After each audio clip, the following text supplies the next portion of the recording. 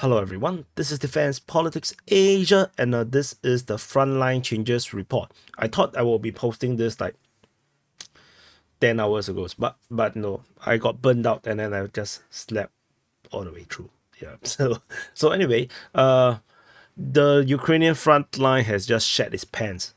Like the past 24 hours, a lot of new intel has dropped and crazy breakthroughs over in the Andriivka front. There's no other way to explain it. We always say that this is like a World War One style trench warfare. I can tell you, World War One trench warfare have never been so mobile. So yeah, a few 100,000 troops rush through and can't even capture 50 meters, and the Russian forces is taking a lot of ground. So this is no longer World War One trench warfare. So we can freaking just drop it. The Russians have revitalized its military, thanks to NATO for giving them good motivations to do so. If not, they would have been shit, And so as a result, now Russia can just clear heavy entrenchment easily. Welcome to modern warfare.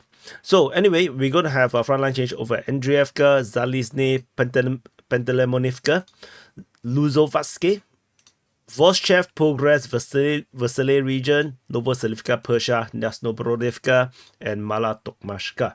And yeah, these are all Russian captures. So we're going to go into Andriivka over at the Sviatove front. There is geolocation of Russian forces east of Andriivka, and this basically means that the Russian forces have taken some grounds.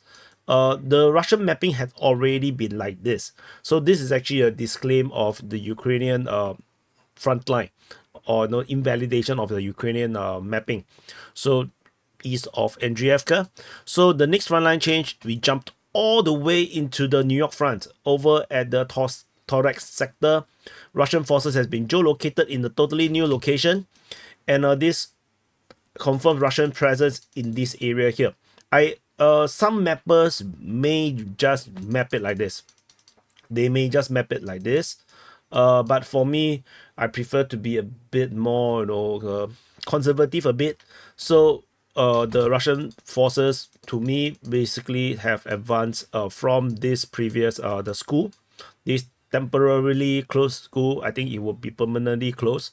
And so to this point, and if this is the conservative way of mapping, and the Ukrainian forces may still be in this area here defending all these decently high buildings as a front fortification kind of thing.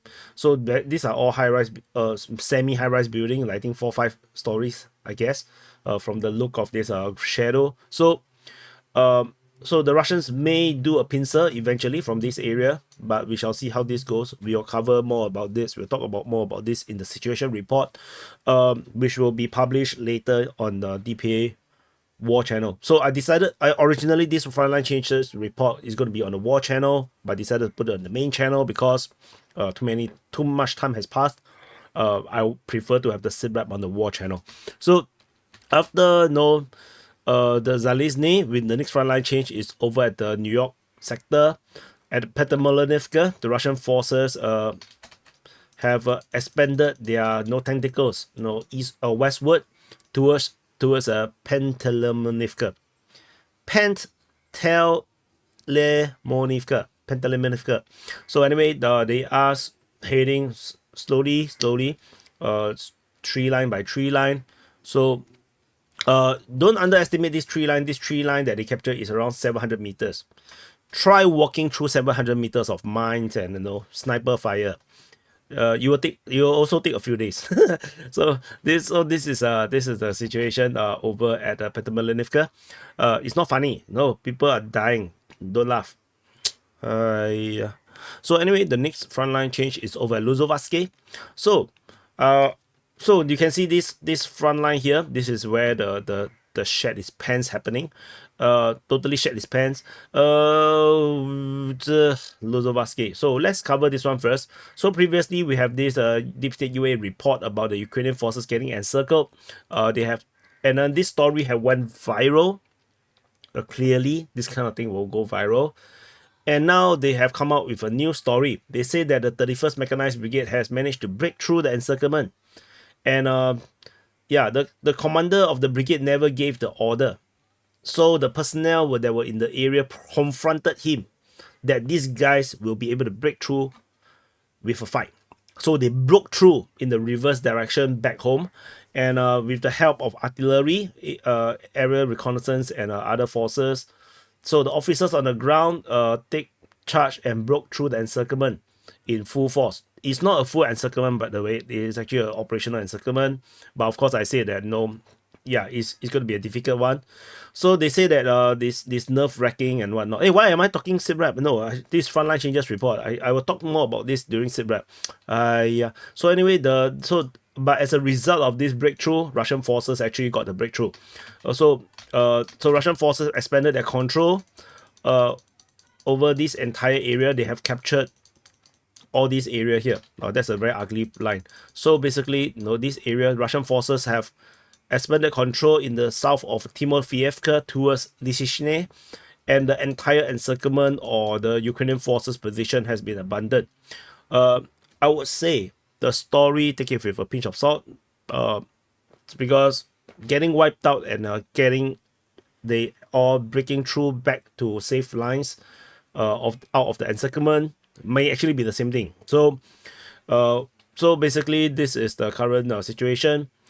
So that's the Lozuvatske region, and then we over south of this position, the progress region have massive progress. The Russian forces create a good, they basically show a good, yeah.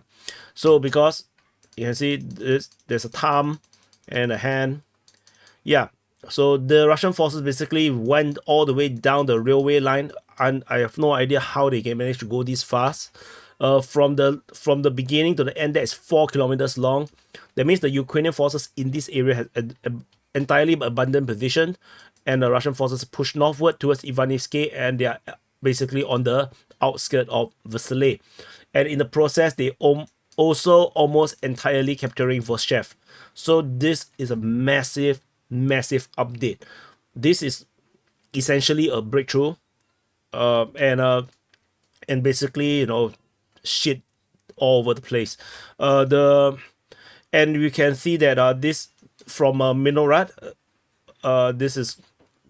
the front line is just merely around 11 kilometers.